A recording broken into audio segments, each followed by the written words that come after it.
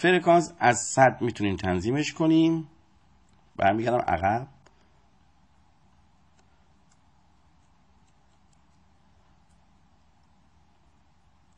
از 100 بره تا 999. خب بهترین حالت اینه که شما فرکانس رو بین 100 یا 200 بذاری، یا 100 یا 200 بذاری. 50 نذار یا 150 نذار، 250 نذار. یعنی مضربی از 50 نباشه، چون اگر 50 باشه بقیه نویز بقیه رو میگیره. بهترین حالت چیه پس؟ 100 یا 200. خب 200.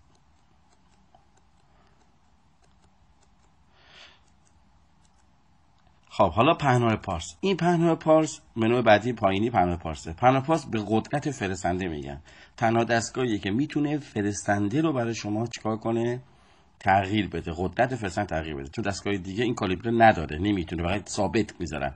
مثلا لورنز پهنای پارسش بیشترین قدرت پهنای پارس تو 180 گرفتن گذاشتن که کالیبره کردن، بیشتر نذاشتنش که چون بیخودی بوق میزنه. ولی دستگاه ما پهنای پارسش ما اومدیم از بردیم تا 500 هم قابل تغییره. نگاه کن میره تا 500، دوباره برمیگرده عقب. دقت کن تا 500. یعنی قرار نیست شما تو 500 بذاری، چندین برابر برد لورنز میگیری. یعنی همین که 200 گذاشتی از برد لورنز یه مقدار بیشتر داری، ولی معمولا شما 250 بذار برای حرکت کردن. بهترین حالت. خب قدرت خیلی زیادی 250. حرکت بعدی دیلی مال موج میراییه که لبه موج رو بر شما خم میکنه. شما همون حالت سی باشه بهتره.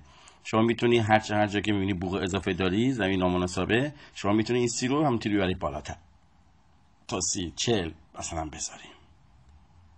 اینجوری هر چقدر این بیاد پایینتر به تلاجات حساس تر میشه، برای همین به زمین هم حساس میشه. البته خب شما بهترین حالت اینه که شما همون سی که قابل تنظیم اصولی گذاشتین، تنظیم کارخونه گذاشتین براتون، همون سی باشه، هم طلا رو بزنه، هم برد بهتر و کیفیت بهتری بده. میایم پایین. انتگرال. خب این 44 بذار همونجوری باشه، تنظیم شده، دست بهش نزن. گراند یعنی این که شما این تطبیق گرمایی بین داخل مدار و گرما قطعات مدار تطبیق میکنه. انگار یکی براتون میاد چیکار میکنه؟ انگار به شما میگه آقا بزن بالانس، دکمه بالانس که این دکمه بالانسه بزن. خودش براتون میزنه بس دیگه تایمی که شما به اینجا بهش میدی. مثلا گراند تا 5 یا تا 10 بیشتر نیست. دوباره آف بکنی، گراند آف بکنی، شما میتونی با این گراند شما میتونی بری دنبال حفره بگردی. برای حفره برات خیلی جالب اینجوری میکنه دیدید یعنی بوق میتر منفی، یعنی میگه یا من رسیدم به حفره یا رسیدم به فلز، به بار رسیدم، به حفره رسیدم یا بالانسم برهم خورد، ببخشید، یا بالانسم برهم خورد یا به حفره رسیدم. خب شما همون حرکت هم مسیر رو برمیگردی عقب، دوباره ببینی باز دوباره بالانس میکنی، ببینی باز دوباره توی مسیر میره، باز دیدیت میکنه، ببینی آره باز توی مسیر باز دیدیت میکنه. پس یه خبریه اینجا حفره وجود داره، پس این دستگاه بهش میگه حفره یاب هم هست. خب اینو وقتی بذاری رو آف، این حرکت باید انجام میده. معمولا بذار اگه میبینید ثبات دستگاه خوب نیست، تو مسیر تو بیابون میری بوقای بی خود داری، این بالان گارانت بکن مثلا 6 7 8. این حالت هر چقدر که به 10 نزدیک بشه یعنی داره گران داره خاموش میشه. هر چی این بشه به تایمش نزدیکتر میشه. ما میذاریمش مثلا 6. خب اسپید یعنی سرعت واکنش دستگاه. فلز به لوپ یعنی که شما وقتی شما لوپ 2 متری نصب میکنی، اسپیدت باید باشه رو 4. سرعت واکنش حرکت لوپ تو زمین داره حرکت میکنه. اسپید لوپ 1.5 وصل میکنی، اسپید بذار رو 5. لوپ 1 وصل میکنی، اسپید بذار رو 6. لوپ 60 اسپیدش 7. لوپ 30 اسپیدش 8.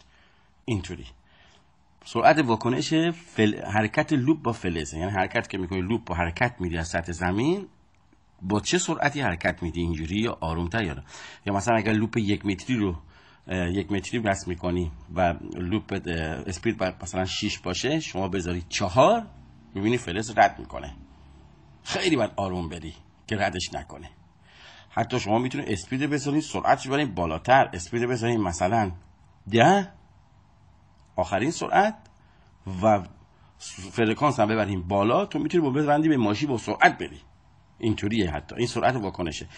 و البته خیلی از کارا رو انجام میده. این میتونه ذرات رو هم ندید بگیره، بهتر بگیر، نبینه اونا رو، چون حرکت میکنه اونها نمیبینه، فلز ببینه بهتر میگیره.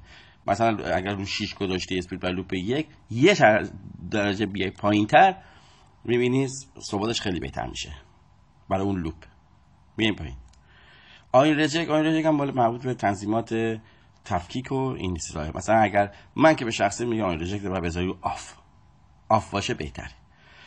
آف که بودش، شما وقتی اوکی بزنی بیای بیرون، این بالا وقتی به فلز برسه اینجا برسه فرو می‌نویسه، زیر اینجا فرو می‌نویسه، اینجا آیدی. حالا اینجا لوپ بس نیست، اینجا می‌نویسه فرو، اینجا زیر 30-40 هر چقدر که داد به سمت دفینه‌های آهنیجات نزدیک میشی، بالای 40 هر چی داد به سمت دفینه‌های آهنیجات نزدیک میشی. خیلی جالبه، راحت میتونی متوجه بشی. پس آین ریجکت رو چیکار می‌کنی؟ آف بذار. اگرم آن بذاری، خب وقتی روشنش کنی آن بذاری باید عدد بهش بدی. عدد هم طبق فرمولی داره که بعداً تو کتابچه نوشته که فرمولش رو باید از طریق لوپ به دست بیاریم. اون لوپ به دست بیاریم متوجه میشی که مثلا فروی اون لوپ مثلا چنده. مثلا لوپ 1 متر فروش از 60. یه فرمول عدد ضرب تقسیم داره که اینجا عدد دقیقش رو اینجا به دست میاد که از این بعد به شما وقتی اینو بیای بیرون اینجا بر شما مثبت و منفی عدد بهت میزنه. ولی بهترین حالت اینه که خاموشش کنی، اینجا رو تفکیکش رو خاموش کنی، اونجا بهت قشنگ زیر 40 تلاجات، بالای 40 آهنیجات. بعد اینم بک‌گراند مال نور و تنظیم نور و این چیزای چیز خاصی هم نداره. اینم کنترلش هم مربوط به، نگاه کن چطوری میشه، همین حالت باشه.